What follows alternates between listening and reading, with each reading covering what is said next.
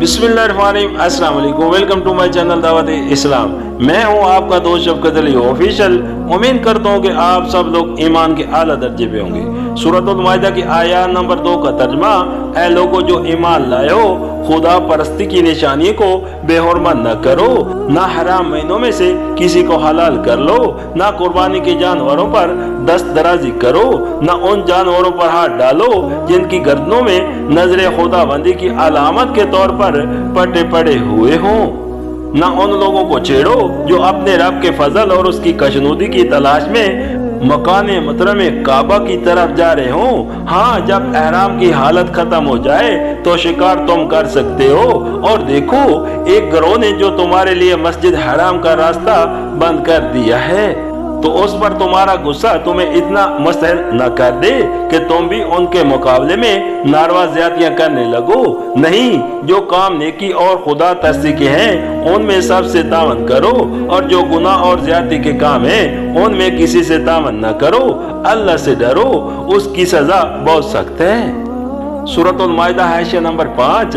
हर वो चीज जो किसी मसलिक या अकीदा या तर्ज फिक्र अमल या किसी निजाम की नुमाइंदगी करती हो, वो उसका शार कहलाएगी, क्योंकि वो उसके लिए अलामत या निशानी का काम देती है। सरकारी झंडे, फौज और पुलिस वगैरह के यूनिफॉर्म, सिक्के, नोट और स्टाम्प हुकूमत के शार हैं, और वो अपने महकमों से बल्कि जिन जिन पर उनका जोर चले सबसे उनके एहतराम का मुतालबा करती हैं। गिरजा और कुर्बान गाह और सलीब मसीहत के शार हैं। चोटी और जनार और मंदिर बरहमियत के शार हैं। केस और कड़ा और करपान वगैरह सिख मजहब के शार हैं। हथौड़ा और दरांती इशराकियत का शार हैं।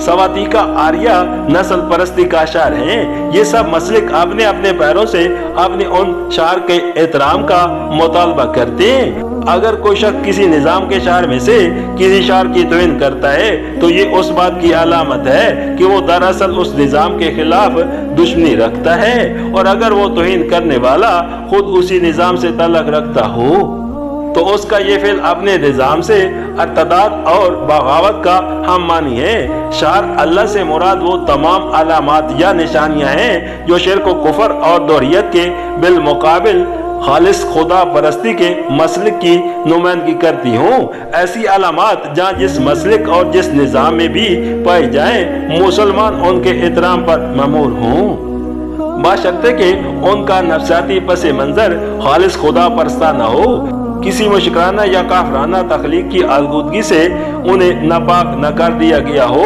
कोई शख्स ख्वाह वो गैर मुस्लिम ही क्यों न हो, अगर अपने अकीदे अमल में खुदा वहद की बंदगी और इबादत का कोई जुज रखता है तो उस जुज की हद तक मुसलमान उससे मुफाकत करेंगे और उन शार का भी पूरा एहतराम करेंगे जो उसके मजहब में खालिस खुदा परस्ती की अलामत हो। उस चीज में हमारे और उसके दरमियान नज़ा नहीं बल्कि मुफाकत है।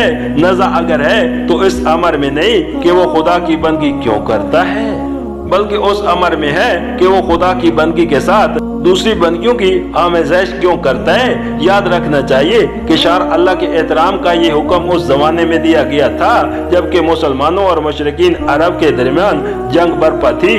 मक्का पर मुशरिकीन काबिज थे।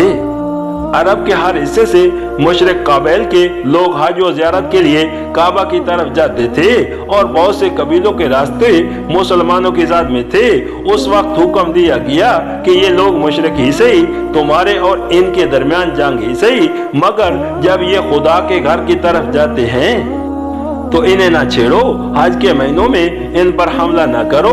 खुदा के दरबार में नजर करने के लिए जो जानवर ये ले जा रहे हों उन पर हाथ न डालो, क्योंकि उनके बिगड़े हुए मजहब में खुदा परस्ती का जितना हिस्सा बाकी है वो बजाय खुद एहतराम का मुस्तहिक है, न कि बेएहतरामी का।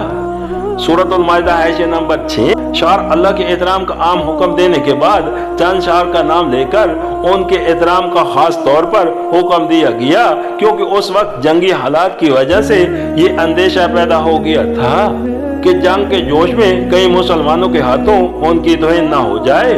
उन चंद शार को नाम बनाम बयान करने से ये मकसूद नहीं है कि सिर्फ यही एहतराम के मुस्तहिक हैं, सूरतुल माइदा हाशिया नंबर 7। एहराम भी मन जुमला शार अल्लाह है और उसकी पाबंदियों में से किसी पाबंदी को तोड़ना उसकी बेहुरमती करना है, इसलिए शार अल्लाह ही के सिलसिले में उसका जिक्र भी कर दिया गया कि जब तक तुम एहराम बंद हो, शिकार करना खुदा परस्ती के शार में से एक शार की तोइन करना है। अलबत्ता जब शरई कायदे के मुताबिक एहराम की हद खत्म हो जाए तो शिकार करने की इजाजत है। सूरतुल माइदा हाशिया नंबर 8।